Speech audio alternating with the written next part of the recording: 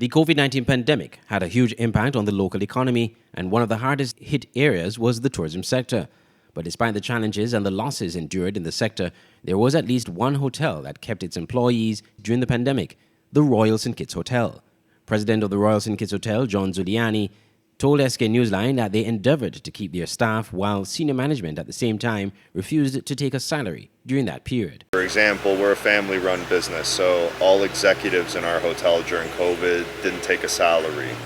We put that on pause for the general manager, myself, until we saw that things were coming back or that there was enough business. So I grew up here in St. Kitts. I have a very strong vested interest, so it's, my father installed it into me that it's important to keep people employed, keep things going. So for a few months, more than a few months, we did have and suffer heavy losses, but St. Kitts has also been good to us overall in the long haul. So I feel as developers and hotel owners, it's kind of our responsibility to be there when times are tough. It would have been much easier for me to close the hotel and go on vacation for a year, but that's not fair to anybody or right. So you face the challenges that come up, and you see what you can do to get through it. And one thing I've always learned with St. Kitts is, when times are good, you have to plan for the rough times. And that means putting funds away into a reserve fund to carry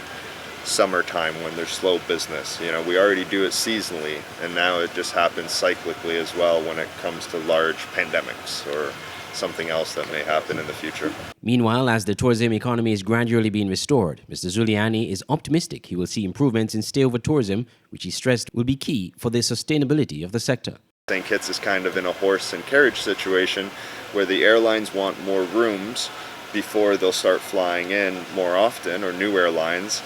But we as hotel developers want to see the guests and the flights and the demand before we'll build the room. So just finding a nice balance between that is the goal. And I'm excited to see a lot of these other hotels that have been under construction for a very long time to come to fruition and open to the public, so that we get those hotel rooms, which allows the government now to get more airlift and really kind of take St. Kitts on a much higher trajectory. As much as I love the cruise ship passengers and business, overnight hotel guests stimulate the economy on a much higher, stronger level than a day passenger from a cruise ship.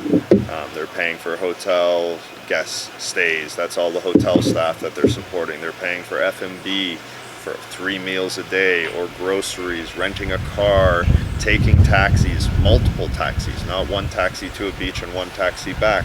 I mean, the list goes on and on about the economic benefit of a hotel guest in St. Kitts, and I think the more we can get of those, the more St. Kitts is going to benefit overall and continue this positive trajectory. The hotelier and developer says while there is a pent-up demand for travel, he does not expect tourism arrivals to reach pre-pandemic levels anytime soon. Andre Huey, SKN Newsline.